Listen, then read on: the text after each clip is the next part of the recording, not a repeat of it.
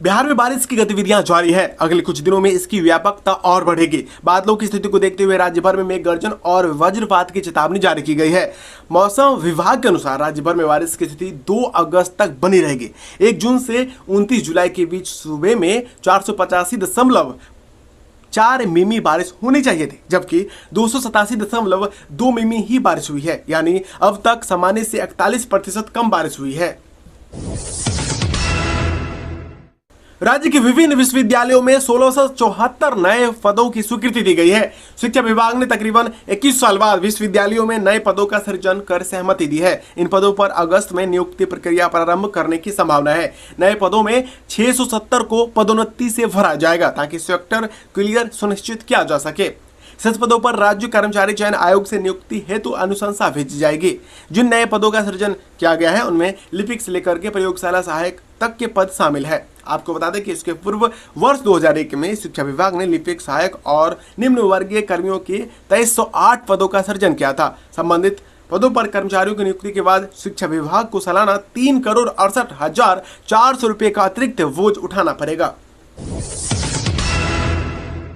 राज्य में बेरी, चूना पत्थर, डोलामाइट, लौह, मैग्नीज, क्रोम, एसक खादान श्रमिकों और उनके आश्रितों के बच्चों को छात्रवृत्ति मिलेगी। उसके लिए केंद्रीय श्रम एवं रोजगार मंत्रालय ने ऐसे श्रमिकों और उनके आश्रितों के बच्चों को चिन्हित कर उनके नाम राष्ट्रीय छात्रवृत्ति के लिए भेजने को कहा है। श्रम संसाधन विभाग ने केंद्र सरकार की स्कीम को लेकर सभी जिलों को निर्देश जारी किया है। 30 सितंबर तक संबंधित छात्र छात्राओं को केंद्र सरकार को राष्ट्रीय छात्रवृत्ति हेतु ऑनलाइन आवेदन भेजा जाना है। श्रम संसाधन विभाग के मुताबिक राष्ट्रीय छात्रवृत्ति योजना का लाभ श्रमिकों के उन बच्चों को मिलेगा जो कक्षा 1 से लेकर स्नातक, स्नातकोत्तर और व्यावसायिक पाठ्यक्रम में अध्ययनरत है। इस योजना के अधीन 1,000 से लेकर के 25,000 रुपए तक की राशि डीबीटी के माध्यम से सीधे लाभार्थियों के खाते में भेजी जाएगी। संविदा पर नियुक्त कर्मियों को नियमित नियुक्ति में अधिकतम 25 अंकों की अधिमानता यानी वेटेज दी जाएगी। सामान्य प्रशासन विभाग ने इस बारे में सभी विभागों को मार्गदर्शक सिद्धांत भेजे हैं। नियमित नियुक्ति किए जाने के क्रम में संविदा पर नियुक्त अभ्यर्थी को अधिकतम 5 अंक प्रति वर्ष के हिसाब से दिए जाएंगे। यह अधिकतम 5 वर्षों का होगा, यानी 25 अंक की अधिमानता उनके साथ जुड़ेगी। सरकारी नौकरी की तलाश कर रही बिहार की महिलाओं के हाथ एक बढ़िया मौका आया है। राज्य स्वास्थ्य विभाग में स्वास्थ्य कार्यकर्ताओं की बम्पर बहाली निकली है। बिहार टेक्निकल सर्विस कमीशन यानी BTSC ने बिहार महिला स्वास्थ्य कर्मियों के पदों पर भर्ती का नोटिफिकेशन जारी किया है। जो महिला इस पद पर आवेदन करने के इच्छुक हैं वो बिहार टेक्निकल सर्विस कमीशन की आधिकारिक वेबसाइट www.btsc.nh.in पर जाकर आवेदन कर सकती हैं। विभाग के द्वारा कुल 10,709 पदों को भरने के लिए नोटिफिकेशन निकाला गया है। इस पद के लिए 2 अगस्त 2022 से ऑनलाइन आवेदन की प्रक्रिया शुरू होगी। बिहार सरकार के परिवहन विभाग ने सार्वजनिक परिवहन की गाड़ियों में अब व्हीकल लोकेशन ट्रैकिंग डिवाइस यानी VLTD और इमरजेंसी बटन लगाने की प्रक्रिया को तेज कर दिया है। केंद्रीय सड़क परिवहन एवं राजमार्ग मंत्रालय के निर्देश के बाद इसे अनिवार्य कर दिया गया है। महिलाओं की सुरक्षा के लिए गाड़ियों में लगाए जाने वाले इस उपकरण के लिए 3 एजेंसियों का चयन किया गया है। परिवहन विभाग ने इससे संबंधित आदेश गुरुवार को जारी कर दिया है।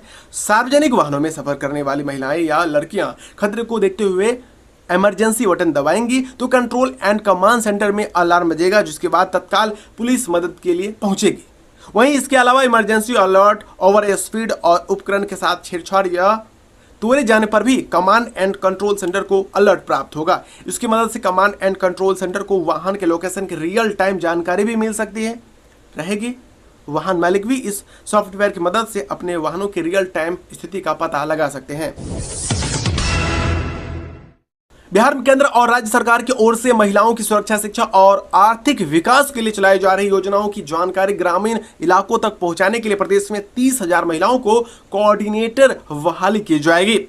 संविदा पर बहाल इन महिलाओं को मानदेय दिया जाएगा। समाज कल्याण विभाग ने खाका बनाया है कि कैबिनेट की मंजूरी के बाद बहाली प्रक्रिया शुरू होगी। यह टोला सेवक की तर्ज पर बहाल होंगी ताकि ग्रामीण महिलाओं को योजनाओं का लाभ जल्द मिल सके। यह सेविका पंचायत स्तर पर नियुक्त होंगी। बहाल होने के बाद महिलाओं को ऑर्डिनेटर महिला उत्पीड़न की शिकायत मिले पर उनकी न्यायिक प्रक्रिया में सहयोग करेगी। महिला को ऑर्डिनेटर बाल विवाह, महिला शिक्षा, आर्थिक बढ़ावा देने सहित अन्य योजनाओं को पूरा कराने में सहयोग करेंगे। स्कूल नहीं जाने वाली लड़कियों के माता पिता से मिलकर उनकी काउंसलिंग करेंगी। सरकार की योजनाओं के संबंध में जानकारी देकर उन्हें स्कूल तक पहुंचाएंगी। आंगनबाड़ी केंद्र से मिलने वाली योजनाओं का प्रचार प्रसार करेंगे और राशन कार्ड एवं आधार बैंक अकाउंट खुलवाने में भी मदद करेंगे। उद्योग मंत्री शाहनवाज हुसैन ने शुक्रवार को उद्योग भवन के सभा कक्ष में बिहार स्टार्टअप नीति 2022 और इसके लिए विधिवत पोर्टल को लॉन्च किया। स्टार्टअप के सभी आवेदन अब नए पोर्टल पर ही लिए जाएंगे। स्टार्टअप प्रोजेक्ट को 10 लाख रुपए का ब्याज मुक्त सीड फंड 10 वर्षों के लिए मिलेगा। उद्योग मंत्री ने कहा कि बिहार स्टार्टअप नीति 2022 के तहत शुक्रवार से ही आवेदन लिए जाने का सिलसिला आरंभ हो गया।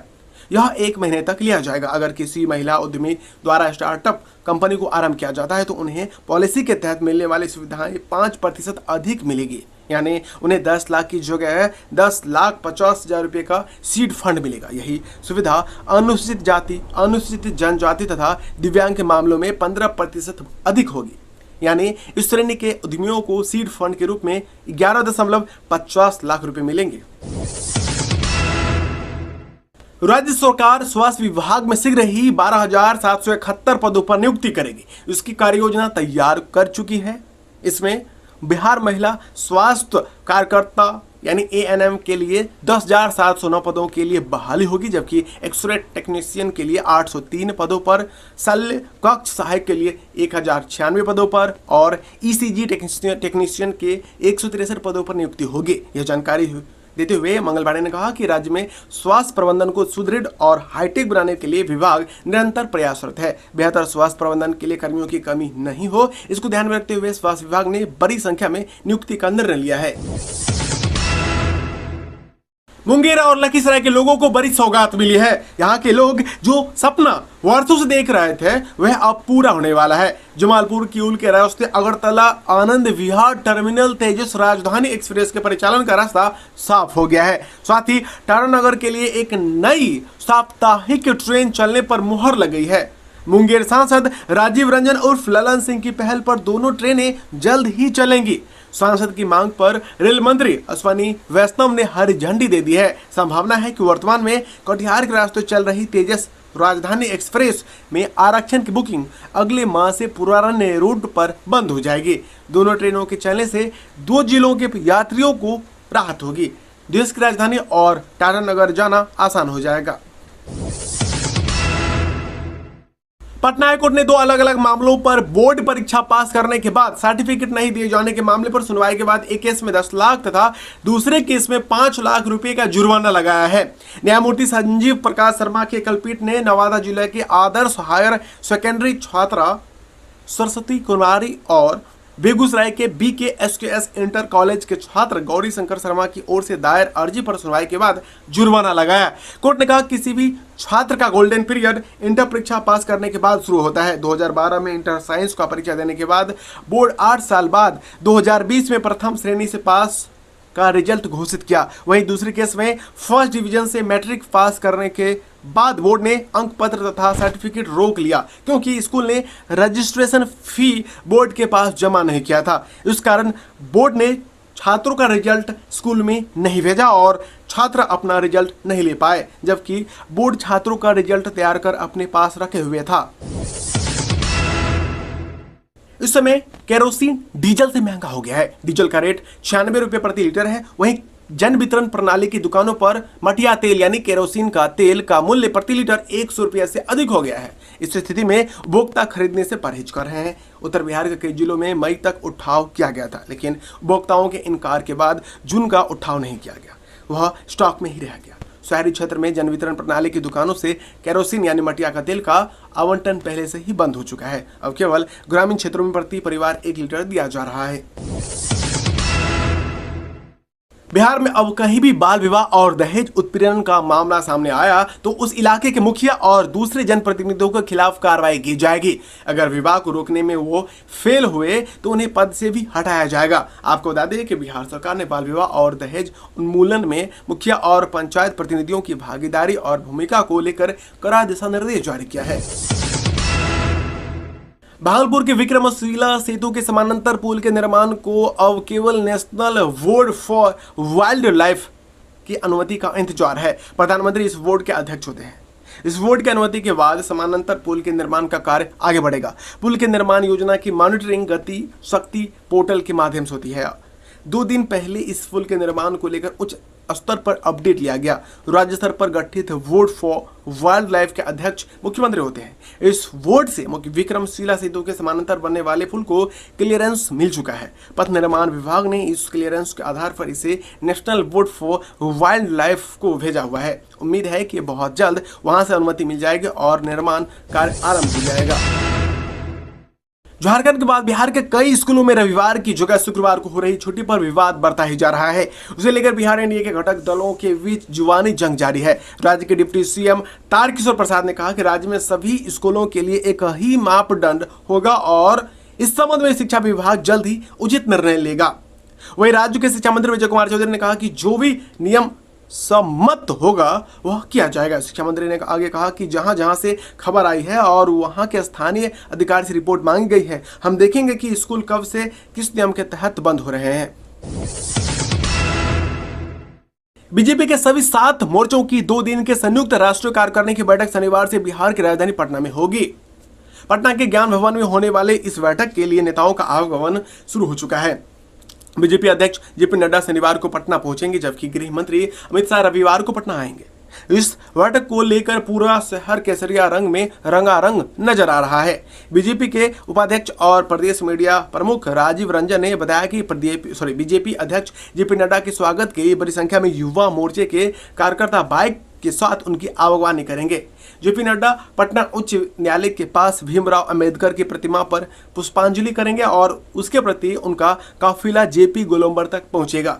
राजीव रंजन ने बताया कि कार्य समिति में राष्ट्रीय अध्यक्ष जेपी नड्डा और अमित शाह आवागमन को लेकर बिहार भाजपा परिवार के सदस्यों का उत्साह चरम पर पहुंच चुका है। पटना का चप्पा चप्पा बैनर पोस्टरों से पटकर भगवामय हो चुका है। बिहार के सीमांचल में मुस्लिम बाहुल्य इलाकों में स्थित 500 से ज्यादा सरकारी स्कूलों में रविवार के बजाय शुक्रवार की छुट्टी होने पर घमासान मचा हुआ है। इस विवाद से एनडीए में तल्खियां और बढ़ गई हैं। जदयू और बीजेपी के नेता अलग अलग दिख रहे हैं। जदयू संसदीय बोर्ड के अध्यक्ष उपेंद्र कुशवाहा ने अपनी सहयोगी पार्टी बीजेपी से राज्यसभा सांसद राकेश सिन्हा पर हमला बोला है। उन्होंने कहा है कि संस्कृत महाविद्यालयों में भी अष्टमी और प्रतिपदा को छुट्टी होती है। रिपोर्ट के अनुसार पूर्णिया किशनगंज समेत सीमांचल क्षेत्र के 500 से अधिक सरकारी स्कूलों में शुक्रवार को साप्ताहिक अवकाश मनाया जा रहा है। यह स्कूल मुस्लिम बाहुल्य क्षेत्र में स्थित है और इनमें पढ़ने वाले अधिकतर बच्चे भी मुस्लिम ही हैं। बीजेपी से राज्यसभा सांसद राकेश सिन्हा ने कहा कि सरकारी छुट्टियां धर्म के आधार पर नहीं होती है। अगर ऐसा होता है तो यह बहुत ही सांप्रदायिक फैसला है और इसे वापस लेना चाहिए। जदयू नेता उपेंद्र कुशवाहा ने इसके जवाब में ट्वीट कर लिखा कि इस मुद्दे पर फालतू का विवाद पैदा करने की कोशिश की जा रही है। सिर्फ उर्दू स्कूलों में ही शुक्रवार को छुट्टी नहीं होती है, संस्कृत महाविद्यालय में भी हर महीने प्रतिपदा और अष्टमी को छुट्टी रहती है। इसे सिर्फ मुद्दा बनाने के लिए बयानबाजी करनी है तो अलग बात है। जदयू प्रवक्ता अभिषेक झा ने भी कुशवाहा के इस बयान का समर्थन किया।